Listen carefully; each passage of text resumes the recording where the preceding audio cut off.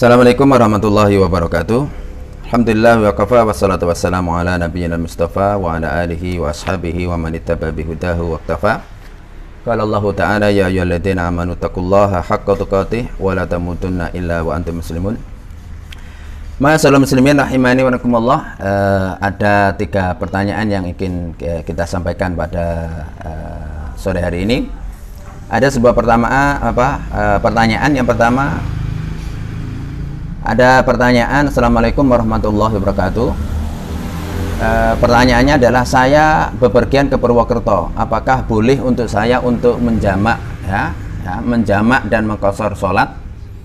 Karena saya mendengar ada orang yang mengatakan bahwasanya safar itu boleh menjamak dan mengqashar dengan jarak sekian dan sekian.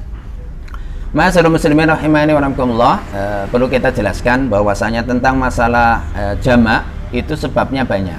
Jadi kalau menjamak sholat, ya, menggabungkan 2 waktu sholat menjadi 1 waktu seperti duhur dan asar, maghrib dengan isya, maka itu sebabnya bukan hanya safar, bukan hanya bepergian, tapi adalah sebabnya banyak.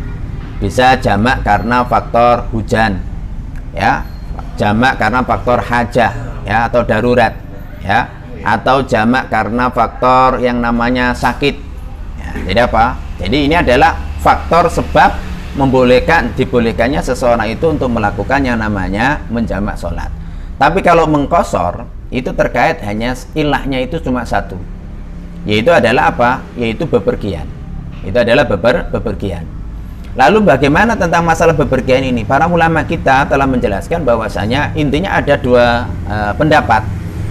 Bahwasanya bolehnya seseorang itu mengqashar sholat itu ada 2 pendapat. Yang pertama terkait dengan jarak, dan ada yang mengaitkan tanpa ada jarak.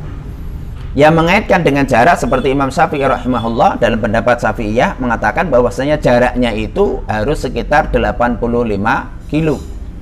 Ya, mengikuti pendapat Imam Syafi'i bahwasanya ketika, ya, kalau di dalam ulama dulu dinamakan adalah arba'atu burud, kan begitu. Ini sekitar 85 kilo. Ini kalau kita mengikuti pendapat yang memakai jarak. Tapi ada pendapat yang lain mengatakan tidak memakai standar jarak. Selagi dia itu dinamakan safar, ya, namanya bepergian, maka dia itu adalah boleh yang namanya adalah untuk mengqashar, menjamak dan mengqashar sholat. Apa standarnya? Standarnya adalah uruf, kebiasaan masyarakat, adatnya masyarakat ini sudah dinamakan bepergian atau bukan. Seperti contoh, kalau kita tinggal di Cilacap mau ke Purwokerto, kita berangkat ke Purwokerto itu dalam kebiasaan masyarakat sudah dinamakan bepergian atau belum. Kenapa? Karena kalau bepergian itu, kalau zaman dulu bepergian itu identik dengan mempersiapkan bekal. Ketika kita bepergian ke Purwokerto, kita mempersiapkan apa? Bekal kita apa? Kendaraan, ya. Kita ongkos kalau andai kata kita naik angkutan umum. Maka ini dinamakan safar. Kalau sudah dinamakan safar, ketika kita mengikuti pendapat ini, maka itu sudah boleh. Makanya oleh karena itu masalah muslimin yang kita tekankan, karena memang di situ ada perselisihan para ulama, maka tentu kita ini harus menghormati. Andai kata kalau menganggap itu enggak, kita pakai standar jarak, ya itu silakan. Tapi kalau yang memakai standar itu adalah uruf bahwa itu sudah dinamakan safar, maka itu juga banyak pendapat ulama mengatakan demikian itu. Masalah muslimin rahimani wa rahimakumullah. Kemudian pertanyaan kedua, saya sholat duhur, kemudian saya lupa, ya, saya lupa sudah berapa rakaat saya sholat. Dan saya ingat, ya, saya belum melakukan tasyahud awal. Jadi apa yang harus saya lakukan? Apakah saya mengulang sholat saya atau saya sujud sahwi? Ya, jika cukup melakukan sujud sahwi, bagaimana tata caranya? Ma'asyiral muslimin rahimani wa rahimakumullah. Ketika kita ini dalam sholat, kemudian kita lupa kita ini adalah berapa rakaat yang sudah kita lakukan, maka yang kita lakukan itu adalah membangun ibadah itu dengan yakin. Berarti menunjukkan rakaat yang paling sedikit itulah yang Anda yakini. Kalau saya ini rakaat 2 atau 3, maka berarti menunjukkan yang yakin Anda adalah baru 2. Yang Anda ragukan adalah 3. Maka apa? Maka berarti Anda, kalau Anda sholat maghrib semua Anda ragu, ini saya sudah rakaat ketiga atau rakaat kedua. Berarti Anda baru membangun rakaat yang kedua. berarti nambah 1 rakaat lagi. Nah, baru setelah itu Anda sujud sahwi, karena Anda melakukan keraguan-raguan, dibangun dengan yang namanya yang yakin.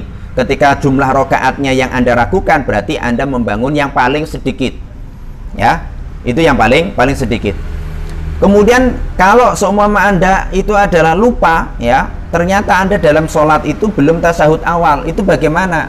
Nah, perlu kita ketahui bahwa hukum dari tasyahud awal itu adalah sunnah, ya. Jadi termasuk sunnah, bukan termasuk rukun. Sehingga apa? Sehingga ketika Anda lupa, lupanya ini dalam arti Anda sudah bangkit seumpama, dalam posisi Anda sudah posisi berdiri, maka Anda tidak perlu balik lagi, karena Anda sudah posisi berdiri. Maka itu bisa diganti nanti dengan tasyahud dengan sujud sahwi. Tapi kalau Anda itu mau ibaratnya mau bangkit, Anda ingat, oh saya belum tasyahud awal, ya, baru mau bangkit atau dalam posisi sudah mau bangkit, ya, maka apa? Maka lebih baik apa? Anda balik lagi. Kenapa? Anda masih dekat dengan posisi duduk. Tapi kalau Anda sudah posisi berdiri, maka apa? Anda tidak perlu balik untuk tasyahud awal. Maka itu cukup dengan sujud sahwi. Lalu bagaimana cara sujud sahwi itu? Secara umum dan yang paling dalam hati adalah memberikan kemudahan bagi kita sebagai orang awam untuk melaksanakan sujud sahwi itu. Kita mengikuti pendapatnya Imam Syafi'i, itu adalah lebih ringan, yaitu adalah lakukanlah sujud sahwi itu adalah setelah salam. Ya, lakukan sujud sahwi itu sebelum salam. Jadi ketika kita ini selesai tasyahud akhir, selesai kita berdoa, maka kemudian setelah itu sujudlah Anda 2 kali sujud, ya. Kemudian apa? Setelah itu salam. Itu yang paling mudah dan yang paling bisa kita ingat, ya. Sujud sahwi adalah dalam mazhab Syafi'i itu adalah 2 kali sujud sebelum salam. Nah, itu sujudnya. Ini adalah yang paling mudah untuk diingat, ya.